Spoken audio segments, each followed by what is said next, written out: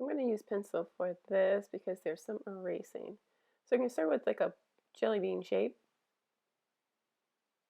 And then starting the side, you're going to loop up, and that will be the ear of the dog. Two ovals for the eyes next to each other, and then ovals on the inside for the inside of the eyes. Then a curved line for the nose, a little smile. Now you can get rid of part of the head that we won't see behind the ear.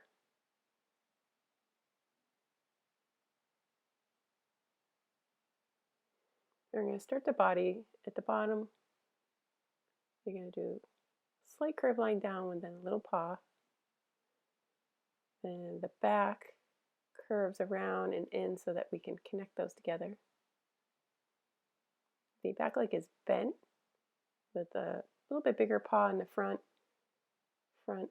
of the other leg with a little paw, and then however you want to do the tail, you may add the tail. I'm going to add a collar and some little dots where the whiskers would be. Color in the eyes.